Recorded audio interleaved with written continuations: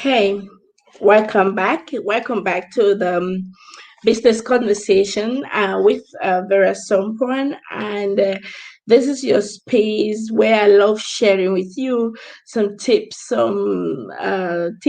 tricks, and of course, some informations that are related to business and every phase of life. But today, we are having a business conversation.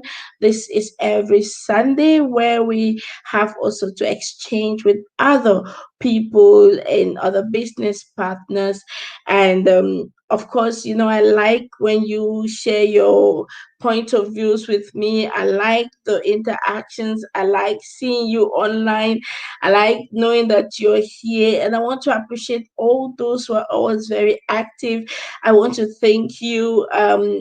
Lee, who said that Vera, I really like your shows, your conversations because they are so inspiring and they provoke one to change or want to change. And of course, I also like the conversations that we had with Rachel, who says, "Hey, ma'am, it's always a privilege to hear from you."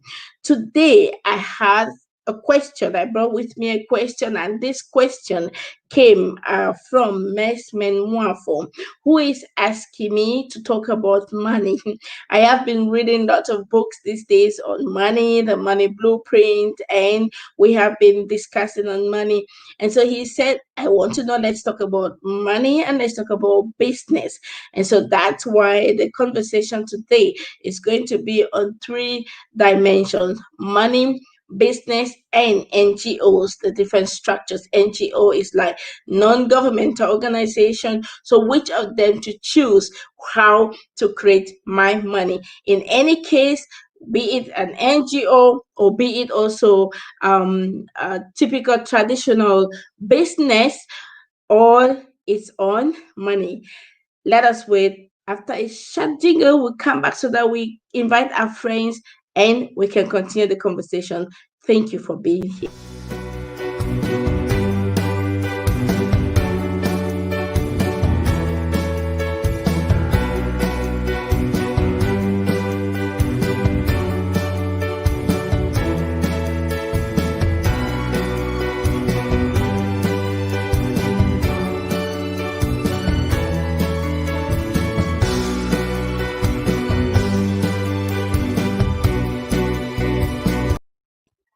So you're welcome back. You're welcome back. Thank you so very much for joining. This is your platform, the space where we exchange, where we want to learn from one another, and especially where I give you tips on how to develop your own businesses and those who are already in businesses, how we can properly network so that we can have much more profit. So today, let's talk business, let's talk on money, let's talk on business, and let's talk on NGOs. So Max Memoir asked me the question. I wanted me to talk on this, so I decided to have this conversation with you today. If you're here for the first time, please subscribe to our Sompon Global TV. It is a tip program whereby we give also tips, tricks. We talk about everything. We have diverse moderators to talk on different topics. So you just want to be part of this big family. And I also want to appreciate those who are already online. I am not seeing you all, but I know you're there and you on YouTube watching me. And I know some of you are here on Facebook. Hey, Leah, I can see you. You're welcome, girl. How is business? God bless you for showing up. Hey, Millie, thank you very much for showing up. God bless you. And so let's go to the topic of today, money. And the topic is let's talk money. Where do I have to start from? Start a business or start an NGO? So for our overview today, I would like us to examine money and our money blueprint because that determines if we really will be able to make money or not. Then we're also going to talk on the structure on where to get to create the money. Do we want to create the money on the typical traditional business structure, business structure, or we want to create our money using the other kind of structure, which could be through associations, organizations, or NGOs. So that's what we're going to be talking today. And so we're going to also be seeing the difference between an NGO, an association, and maybe the traditional, typical business structure, right? And we're also going to now see how we can really create more money or make much more money irrespective of the structure. Now, I want to also have a disclaimer.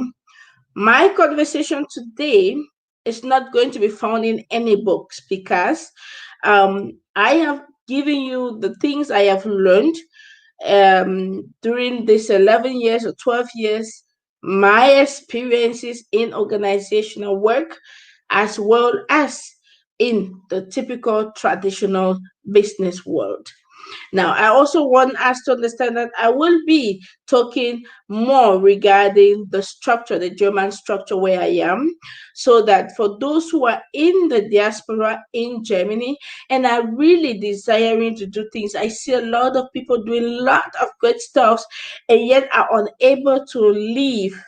Now, so they do a lot of volunteerism, which is a perfect, a great way, but are unable to live by that. They can't have a profit on that, they can't have an income on that, or they can't have any gift from that. So we are going to be seeing this, and let your comments keep flowing. Thank you, Elvis, for always being there. Hello from Cameroon.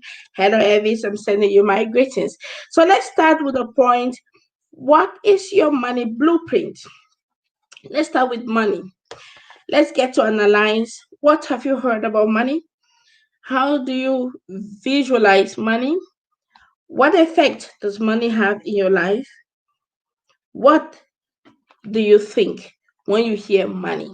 Now, when you heard I wrote this about money, and maybe um, you are coming and what is in your mind when you were coming? I want us to just reflect, please. Take time to reflect on this question. What is the money blueprint you are having? How do you perceive money? How do you visualize money? What does money means to you? Because this is really important. If you understand what money really means, the effect of money, the use of money, the why of money, the purpose of money, you will better structure your business, your work, or whatever you're doing, right? So let's get to reflect together. Welcome, Mr. Foreman Emmanuel. Thank you for always being here. Let's reflect together. What's the money blueprint you're having? What do you see, smell, feel when you hear about money? Just keep your comments coming. You can answer the question as well, and let's have an interactive conversation. Remember, this is not my space, this is our space. We come here, we want to learn. So you don't want to go out the same, you want to go out and say, aha, I got just one stuff. And this one stuff was enough for me for to have wasted this precious minutes to listen to this lady talk to me today. Okay, so let's say, what is money blueprint? T Half says that your money blueprint, put it simple, is the way you think, you feel, and you act about money. And this applies to all of us. The way you feel about money, the way you think about money, the way you act about money. So look at yours and let's examine how we feel about money, how we think about money. Remember that your thoughts becomes or leads to your feelings.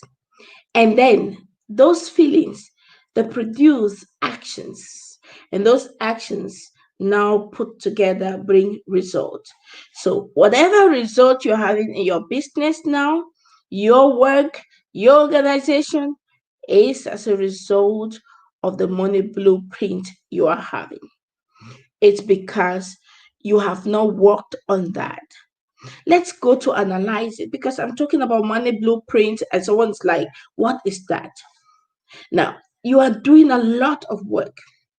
Now, let's say Foreman Emmanuel is in the business industry, yet you have not break through. Just an example. I don't know much about it, but just an example.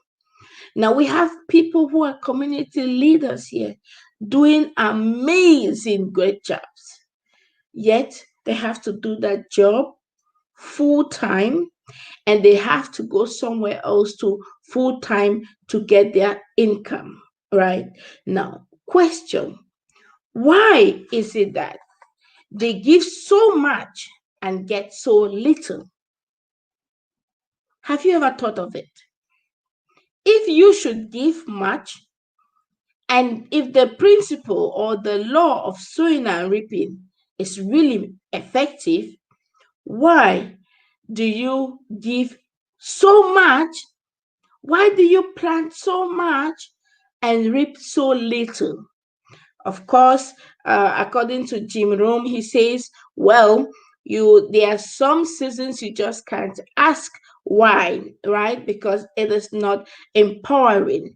But then when you see that repeat over and over, and over, then you must have to sit back and ask yourself some really good questions.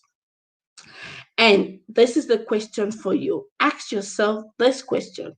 Take note of it. Why am I not where I want to be? Because I'm sure that you're not where you want to be financially. Well, there are three kinds of people. We have the poor mindset, the middle mindset, and we have the rich mindset. Which of them are you?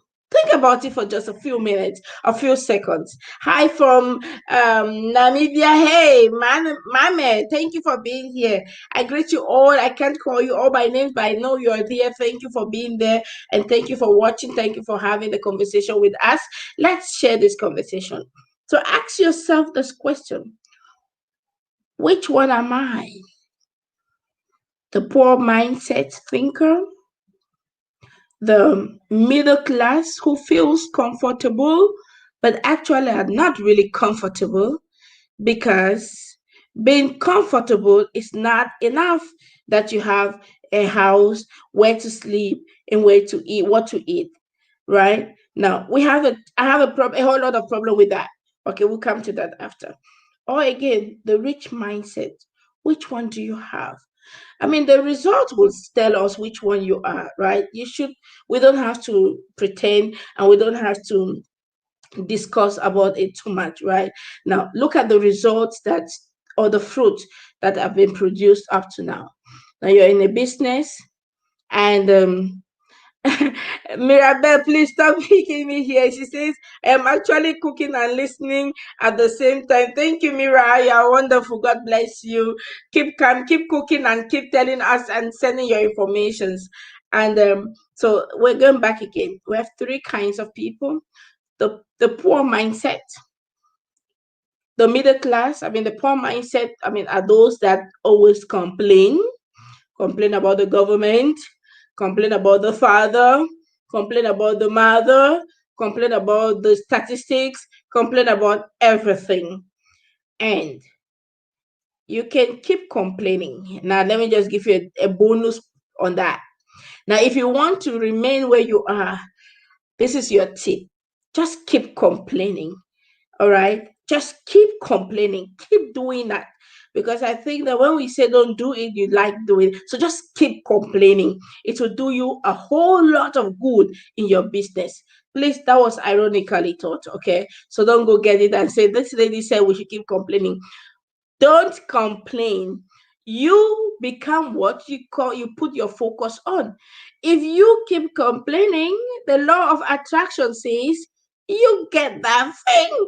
So you will definitely keep seeing just that thing that you complain about.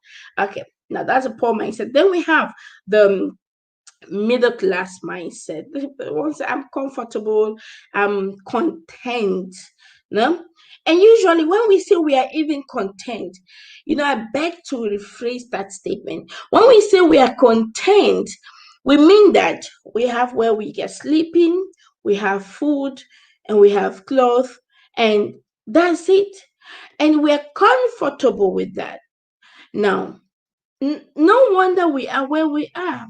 And no wonder we hardly talk about money. No wonder we hardly talk about riches. No wonder we teach our children how to create wealth. We don't teach our children how to create money. We don't teach them how to develop a new mindset, the entrepreneurial mindset that can give them the seemingly uncertainty but a sure path at a long run. Then we have now the third one, which is the mindset of rich, wealthy people. Now, these ones are those who think that they have to get everything. Not everything in the sense always being negative. No, but more in the sense like, well, I can be spiritual, I can be godly and still be rich and still help lots of people. Okay. So we have to make sure we know these different kinds of people and then find out who we are. Okay, now these are the three kinds of people, and I'm sure by now you know where you have put your own self. Um, Up to now, I have heard lots of things that I'm so angry at. Why did I have to wait for so long to start really getting into the infinitive, getting into the almighty, getting into the to the omnipotent, getting into the you know that's how we know it, right? That's how we know God to be the almighty, all present, all sufficient, all everything. And for those who know me to now, you've heard me tell you a lot of stories about as a child. I really disliked to see so-called men of God or people, Christians, who were, I used to call them those days fanatical, because I felt that they really did not comprehend and they were not living what they said they were supposed to live, right? And this applies today. By the way, I'm saying this anyway. If you are here and you're listening to me and you're a leader in a community, in a congregation, or whatever, well, just get this point. If in your group, the people you're leading, and you're having 10 people in that group or 50 people in your community, in your group, in your business, and all that, and in these 10 people, 50 people, or let's say 100 people, 80 of them are dependent on other people to get a job, are dependent on the government, are jobless, then something is wrong with the roots. Then we have to work on the roots, because the root has been polluted, or the root is living in darkness itself, and so has to be cleansed, because you only can give what you have. Is that true? Yes, yes, yes. You can only give what you have.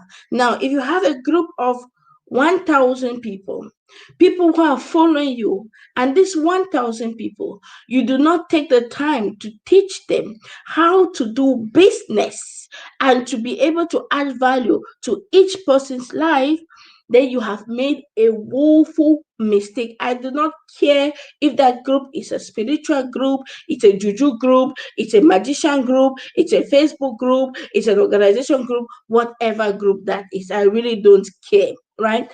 All I know is, if all the people you have to lead, you are the one eye, the blind person amongst them, you have one eye and the rest are blind, then you're finished. You're finished. You are finished. And many of us, have you realized this? That many of us love to be that one person who sees amongst the blinds. What a poor mindset that is. How can you love to be the only one person seen amongst blind people? Who will help you when you fall because you're having only one eye? I encourage you to change that group, change that environment. It is better, listen, it is really better that you are the blind one amongst those who can see. At least they can help you. They can move you forward. They can push you. They can coordinate you. They can tell you, hey, Vera, before you is a road. Stop this, please. On the other side, they can say, before you, there is something going on. Be careful, right? So it is so important. And change the circle if you want. Now, to the blueprint, financial blueprint, and that's the same thing with your relationship blueprints. That's the same thing with every other blueprint. We were told as I was growing up that God loves the poor people. And I was always asking myself, is this not contradictory? Wait a minute. If God says in his word, I wish above all things that you prosper, be of good health, even as your soul prospers. How come we have been told that he loves poor people? What happened with this kind of information is we all desire to be poor because we want to go to heaven. Now, I beg of you, put this question on the side. What good What good is your financial inability to your community? Talk less to the kingdom of God. Now, I don't mean that we should all become rich like Bill Gates, no, but I mean that you should be able to help people around you when they come to you. You should be able to support people and still be able to live a fulfilled life. I know that money is not everything. Many people said that. When I was having this conversation with some people, they told me, Vera, money is not everything. And I asked, what is then everything? And someone said, love is everything. So I told them, okay, I understand. You're right. Love is everything. Let your mother get sick. So take love and take her to the hospital and see that the love pays the bills, right? Now, someone said happiness is all that we need. I said, yes, you're right. I did not dispute that. No, it's so important. But now, when your landlord comes to your house, tell him, happiness, pay the bills for me, and see if happiness will pay that bill. Now, do I mean that you should not be happy? No. Do I mean that you should not be loved and be loved? No. I mean that you can have all this. You can have enough and still be lovable, be kind, be sweet. You can have everything. Now, I just want us to remove that notion that money is by all means bad, because it is not. Proof is, you who is listening to me, some of us, we have been calling and you're calling us and say, I need money, I need money. If you need money today, I want to show us how to create the money, because I think we have to all become creators of money. We must learn how to create money, but the question is, in what structure and how?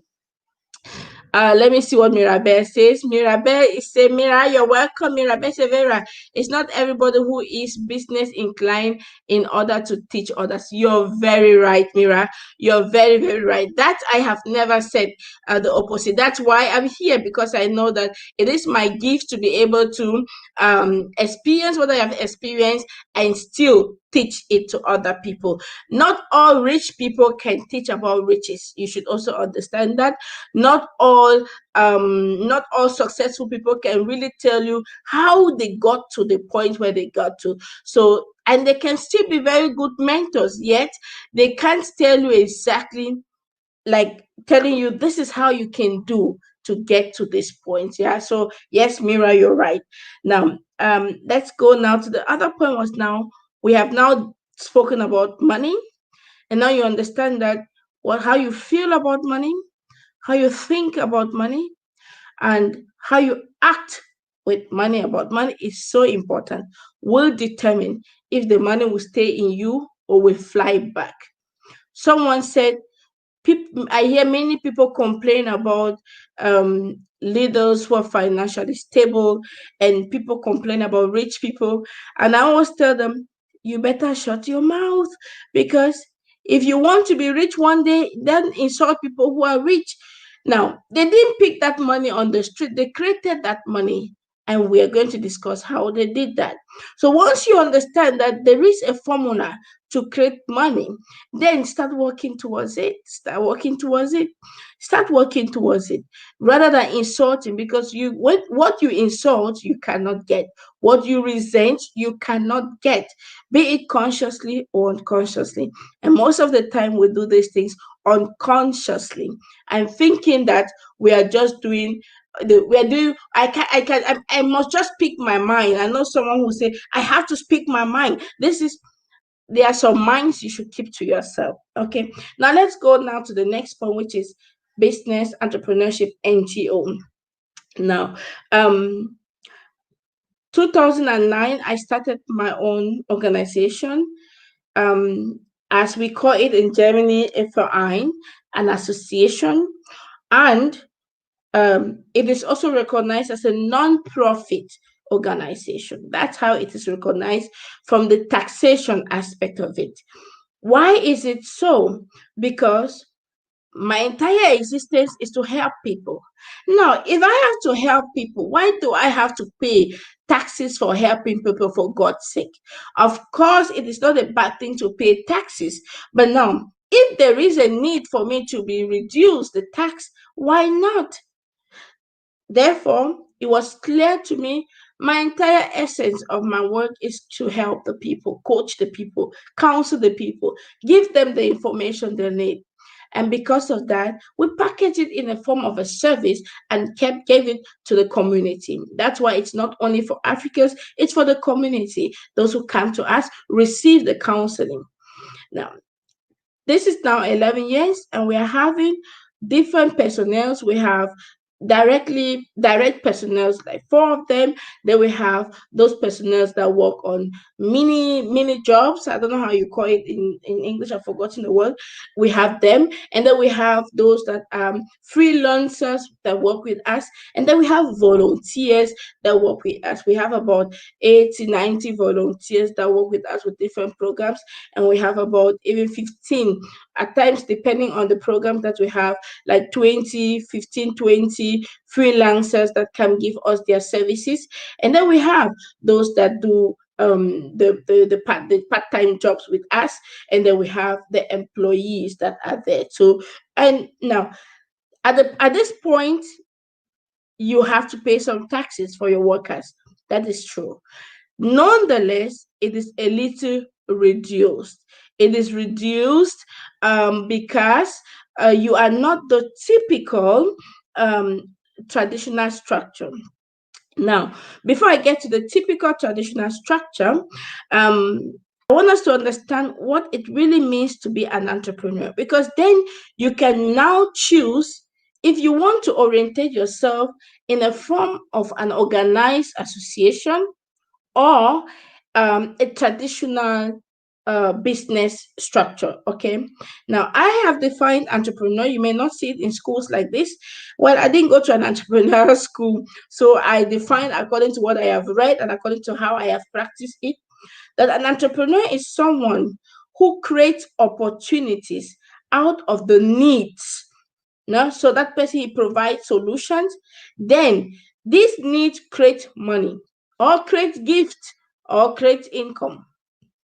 So you either get reward as gift, the reward as income for some people, if you like to have income, or a revenue in form for profits, right? So you can say, okay, every year I have a profit of this amount of money that came from my business. Okay.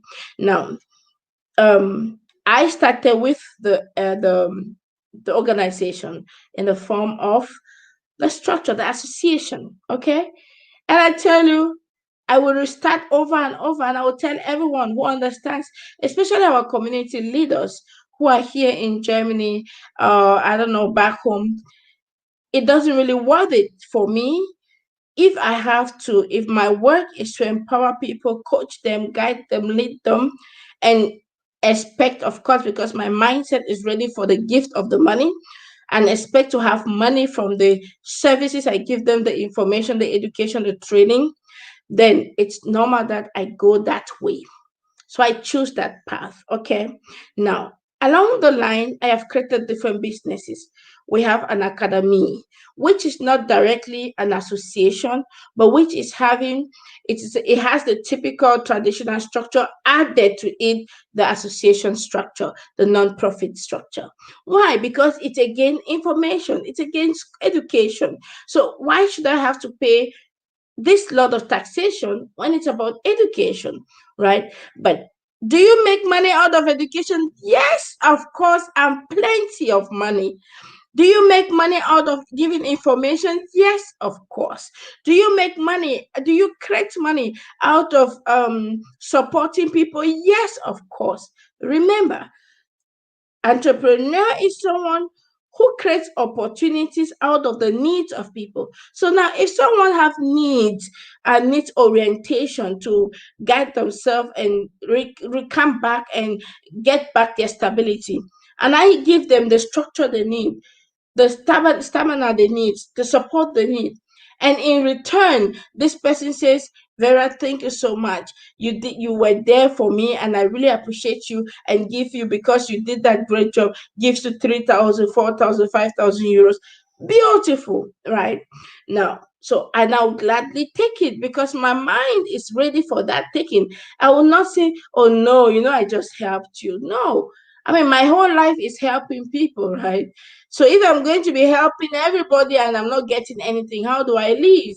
Okay. But that's the structure I took, the structure that will help me help people and also be able to live without necessarily bothering others and without stealing or getting inappropriate wealth from different kind of people, right? But after that, we started up another structure, the Sompon Care. The Sompon Care is still under the Sompon organization. But it offers services. So we have people who give us contracts to come take care of their homes, take care of their families. That's a structure, but it is still under the organization. Let me remind you, for those who are listening and wondering how, I want to remind you that all the football organizations, associations are non-profit, right? Please let go and check if you're in Germany. Just take how much money they make a year. They make millions of euros a year. But that's a business. That's a sport business. It's an education business. It's a service business. Okay? So they have choose that path because according to the structure in Germany, they are supporting humanity. So that's the difference. Okay. Now, I'm also the president of one big organization, an umbrella organization for um, social institutions. God. You don't want to know how much money they manage, but they are a structure, an NGO, a non-profit organization. The word non-profit doesn't mean that you're not going to have your income or your salary or your money or whatever. The word non-profit doesn't mean that you should not pay people. If people are going to work, then you should pay them, right? Now, the non-profit simply is a system, a structure to say that we are not only focused on the gains and the profit that this business brings, we are interested in the people, and we are offering that services that actually the government should be doing, we are also assisting the government to do. Right. Now, the other traditional system in Germany will have them in the form of GmbH. So for those who are in Germany, they will know it. It's typical business structure. One, you have to pay at least a sum of 12,500 euros or 25,000 euros. You must have that amount of money before you can have such a structure. Or you will take the Einzelunternehmer, the one that is a single person company. The challenge I have with single person company is exactly this one that we're having in amongst us. Now, I want to talk to us, the African people and African community in Germany or in Africa, whatever. The challenge I have with one person's business is that when that one person dies, business dies. That's not what we should be building again these days. We have to get out of that kind of style of working. That's why we have many companies, many associations all working alone. One person doing the whole work all alone. You're going to die before your time if you continue like this. And worst is when you are dead, your legacy, what you're claiming to keep as legacy, will be gone. I remember a sister of ours in Germany. I can't forget my sister. I don't want to just call her name. This lady was doing an amazing job in the medical field. She was teaching us in the pidgin language how to be healthy. I can't remember how often I spoke with her and she was counseling us. But the moment she died, her business, her structure disappeared. We hardly hear about it. Why? One man business. This is no longer resourceful. Now that's where an entrepreneur comes in. That's where the advantage of associations come in. That you say, okay, no. We help the people get that project like theirs. And they start doing it and believing in it like it was theirs. Like though they started it. Like though they created it. And you so empower them to understand their worth in it. You do it together with them. Now, that's why I like the part of association. We can also have businesses, of course, with good structures. That's not what I mean. But now, most of us are not yet at that stage. Okay? We are still at that level where we are doing everything by ourselves, on ourselves, or everything alone, which means you die now, everything is gone. And so, if you want a long-lasting something, then think of it in a bigger picture, more resourceful. Most people want to have one boss matter, one man show, because they can't actually work with others. They have not worked their identity, their personality themselves, so that they are so insecure that they can't work with others. Now, when they start up their own organization, they want to have the governance of everything, which I understand. But after 1 year, 2 years, 3 years, 4 years, 5 years, then you must have to start seeing how to change the structure. I mean, you can do that the first 5 years because you want to structure.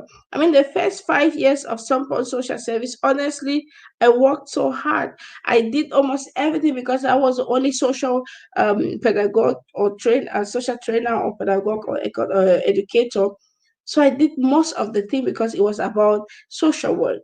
So I had to do most of the things, structure it. We had a board, but the board was like a supportive board, a mentoring board to always bring me back to order, to always check what has gone wrong, what has not gone wrong, bring me back to order, right? And yet I needed this board.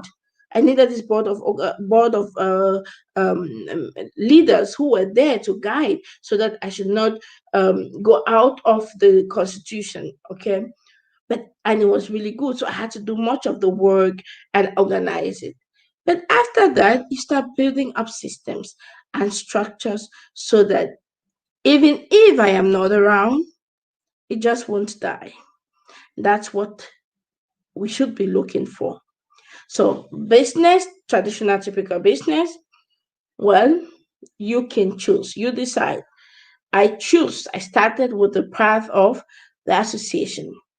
And Millie is asking the question. Thank you very much, Millie, for this question. Can one earn from an association? Of course, yes. the association whereby I am the chairperson, we have thousands of workers. Do they earn? Yes, of course. And again, this is because of our ignorance. We are very ignorant of the system. When we are ignorant of what is going on in the system, we just get lost. And so we do things that we really actually cannot comprehend. And so many people are out there having associations. They keep themselves so low. They are not going to do anything other for them. They just call it a football association, and then they stay there. If you want an association that people are going to earn, then you have to work for that, right? You don't just come and play your football every Sunday and then you expect to have money.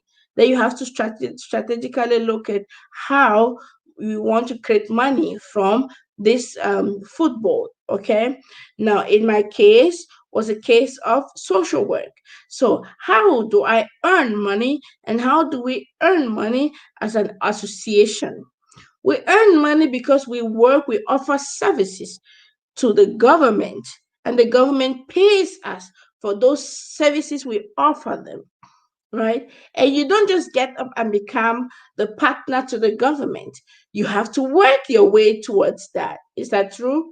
Yes, yes, yes. So when you're doing, for example, parents' education, now you have to work with concept.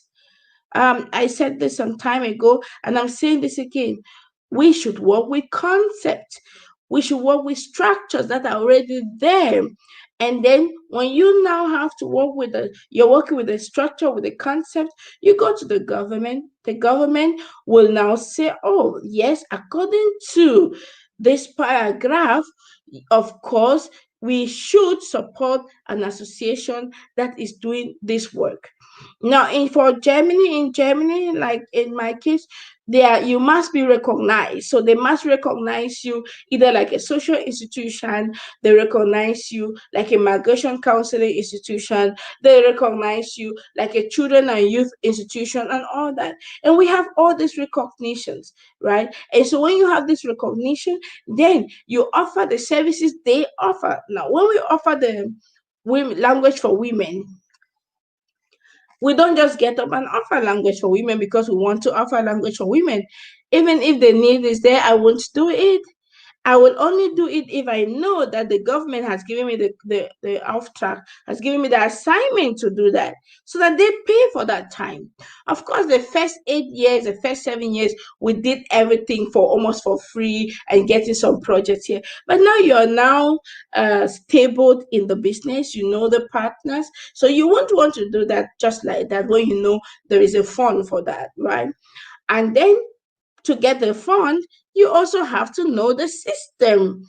I had a conversation with my dad today, and I was telling him, I am always in between two chairs. The chair of my funder, the one who gives us the money to do a particular work, and my clients. And now, my clients are migrants most of the time, and my clients, I have to talk with them with a specific language. Now, my clients don't understand if I say, go and meet the psychiatric doctor. My client will think I have said he is mad or she is mad. So, what do I have to do?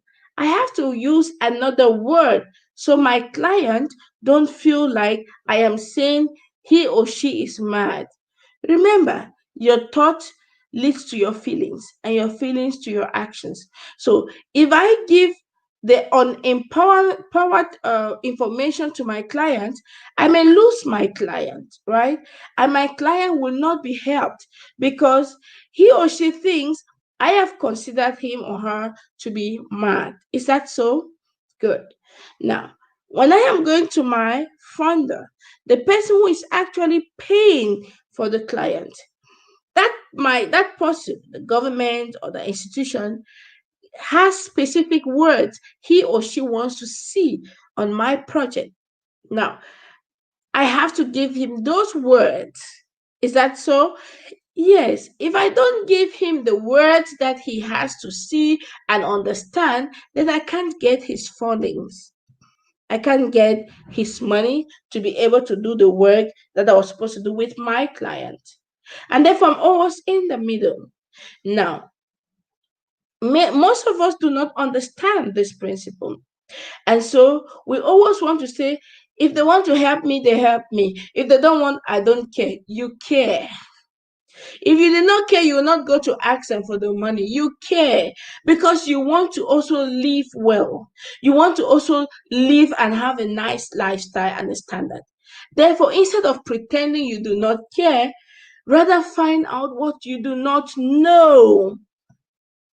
Now, I like the book of Half. He says, and I'm taking one of his courses, and Half says, if you are not where you want to be, then there is something you do not know. So instead of finding ways to be beaten and pretending as if I know it, I do it, I can do it, I know it, and you're not getting where you actually want to get. I mean, who is happy to be doing all the works he's doing and always being in debt? Who? No one. So don't tell me I like where I am and yet you're in debt. I like where I am and you can't pay your school fees. I like where I am and you can't eat properly. Don't tell me these things.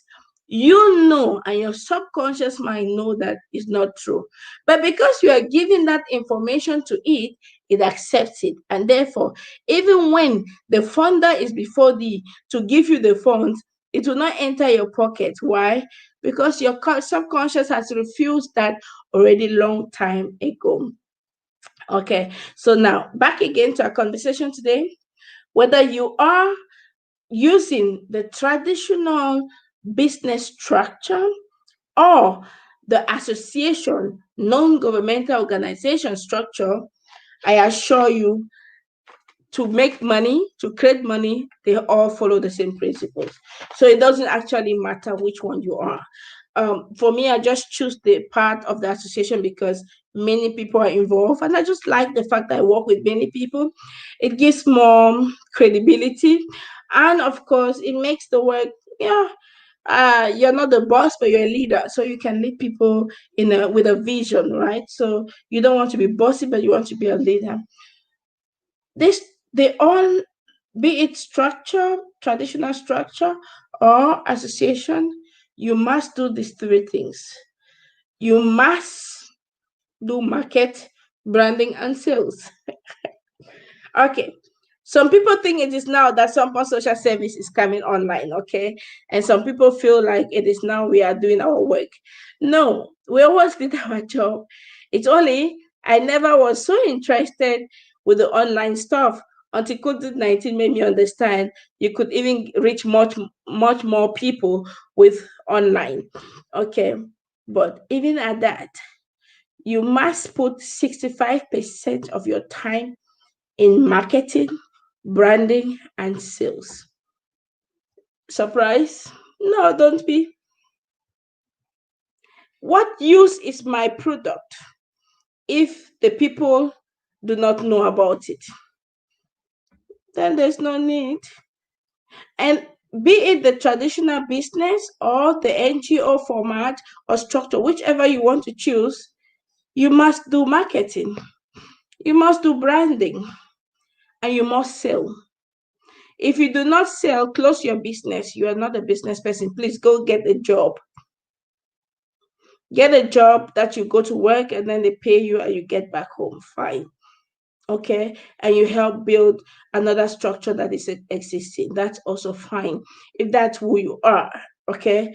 But if you want to go into business, then be sure you must use 65% of your time in branding, in marketing, in selling.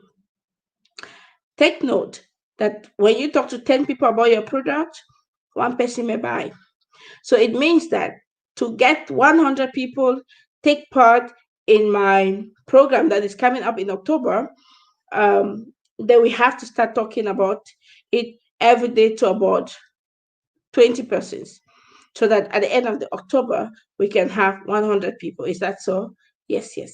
Now, that's simple mathematics. Now, if I'm selling an earphone and the earphone or a pen, let's say a pen, and I sell one pen to Vera for 10 euros. Now, if I want to get to be rich, What's the mathematic in it? God, I have to multiply not only Vera, I have to buy the pens and then sell to 100 people. Now, if I'm selling one pen for €1, right? I was never too good in math, but I'm trying to be now. If I'm selling one pen for €1, what happens is you have to sell now for, let's say, the more people you sell, the more you get money, right? And what do you need? You need a structure that will sell your product. And you need to do sales. You need to do sales. So you're here, you're doing business, and you're wondering, why am I not making things like others are doing? My friend, others are really investing 65% of their time in doing marketing and sales. Are you doing that? If you're not doing that, then you can't expect the same result. Then 25% of your time should be on your production. And then 10% should be on the administrative work. When I got this, things change. Now that's free information for you, right? So put these informations, and no matter the structure you choose, if you're choosing the traditional business structure, fine. Be sure when you sell to 1 million people, times €1 times 1 million people, you have 1 million in your account. Fine, then you pay the tax with it, which is good. Now, I'm also going to sell the same stuff, but the difference may be that I may not have to pay a lot of taxes because I am helping people and I have chosen to help people as my own business concept. So, which means that I will have the dividend, I'll have the benefit, I'll have the gains, yet it is not on um it's not going to be like the typical traditional one. So, hey, choose for yourself, right? Now, for those who are wondering, well, I'm not only having one business, so um, we can talk on this over and over. But I started with my non-profit organization, whereby we have today more than 20 persons working for us as freelancers, more than 90 persons working as volunteers. We have 5 paid workers, and then we have how do they call those people again? The part times together with the employees are exactly like 6 of them, right? So, and now then you're fine to go. Is that so? Yes, it is good to go. If I want another structure, it's also good to go. So, and but I don't like working alone. I'm such a resourceful person that I really don't like working alone. I like working in groups. I like working with people, with different organizations. So even if I have my own structure alone, I will still find people, get them involved, and work with them, because I know that the more people that know about your work, your program, and you work with them, it reduces a lot of cost. And that's the business. That's the secret. Go back again to money. The difference between the rich person and the poor mindset thinker or the middle class is that when the middle class sees 1 million in their account, they say, "Woo, we now got 1 million." And so you spend and spend and you cheat yourself even in the spending. But the rich person has to reinvest that again, maybe in another business. You may not even notice that in their clothing. You may not even notice that in, right? But yes, but they have the money. They don't live above their money. Meanwhile, the poor mindset can even live in debt. So I hope that this has been able to help you clarify. Um, there are different structures. Look for the structure that fits you the most, the structure that you can make the most money out of it. If you make the most money out of the typical traditional one, go for it. If you make it out of the NGO association, go for it. But I know that most people don't even know how it functions in Germany. If you're interested to know how it really functions, then let me know. I can organize a training for you, but be sure you have to pay for it. Okay. So, and like I said, we create opportunities so that we can create money. Okay. Now, those are the differences, those are the things we have to converse today. I know I've missed many of your questions, but time goes too quick that I really hardly have time to respond. Let me recognize a few friends who are here. I'm seeing you, Maxwell. Maxwell says, an interesting topic, watching from Zambia. Good that you're here, Maxwell. And I'm seeing Sharon Dasi. Dasi says, how can we transform our passion to make money? Okay, time has gone already, Dasi. We're going to talk on that another time. I think I'm going to make that maybe another topic for next week. How to transform our passion to make money. And remember that your passion should meet the needs of people. And if your passion meets the needs of people, but that's you have a very good product. You have a hair product, which is an amazing one, and you have also the product for Men Excel. That is a product. That is an important product. Now you only have to make more people know about it. So if 100 people know about Men Excel, and then they pay only €1 per seminar, then you can see how much money you get. So just simple calculations, right? But you have to invest 65% of your time to be able to get that 100 people to pay €1, okay? Or 100 people to pay €2. Then you multiply it the next time. So yes, we can really transform our passion, because passion is the thing you love doing. You love doing it. And therefore, if you love helping people, hey, please, that's the best thing you can ever do. But you don't want to do that for and then die in the process. And then another thing that see, you have to also change your money blueprint. The way you think about money, you have to work that, because you can also do this and money comes in your pocket and doesn't even stay. Someone said, you can take all the monies and of this world, divide it to everyone, it will still go back to the 5% of the people that got it. Why? Because they are prepared. Their container is ready to carry all the money. So let's work on identity. Let's work on our personality. Let's work on who we are. So a few books I want to recommend you so you can read and then get to involve and improve your businesses. The book from T. Harv Eger, he says, The Secret of the Millionaire Mind. Please get that book. You can read and it can help you too, and then you can change your business way of thinking. And another book from Napoleon Hill. These are people who wrote books like Napoleon Hill. Most other business book writers get their inspiration from this. Think and Grow Rich. Think and Grow Rich. And honestly, my own business book I can encourage you any day, anytime is the Bible. Hey, because in as much as I've read all these books, honestly, they all get their inspiration again from the Bible.